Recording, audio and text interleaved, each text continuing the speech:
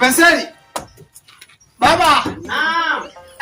Bado umelala mpaka saa sita? Hapana, niko tengeneza mazingira basi. Unajua mambo ya vyombo tena.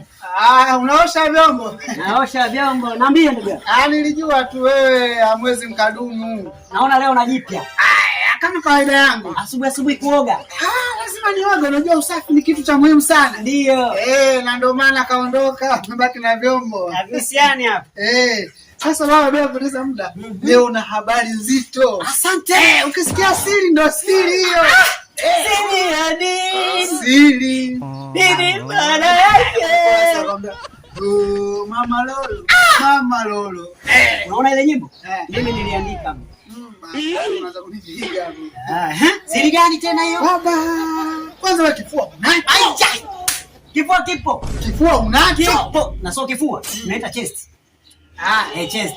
6 o'clock. Hiyo inaitwa ni ya kuhifadhia siri. Nayo hiyo. Hiyo nayo baba. Baba, mimi na siri kubwa. Asante. Tena hii ni nzito. Ndio. Ndio maana lazima nikuulize hayo maswali ili nijue kweli unaenda kumpa siri ana uwezo wa kuitunza. Naweza. Siri baba. Aya. Mimi nishai kutunza siri kibao. Mimi nishai kutunza siri. Mimi siri. Aya. Nikailisha kwambia. Hiyo tabia sio nzuri. Tabia ya kuahirisha sio nzuri. Mwanaume haitakiwi kuahirisha. Unapoahirisha siri kama hiyo, wewe unataka kunikomoa. Bwana, tuache tushie hapo. Sasa unaposema hivyo unakosea. Wewe degedege umeua sana wewe. Baba, mimi siri, wewe una uhakika mimi sina siri? Mimi nishaficha siri za watu kibao. Wewe una uhakika mimi sina siri? Mimi ningekuwa sina siri ndugu yangu.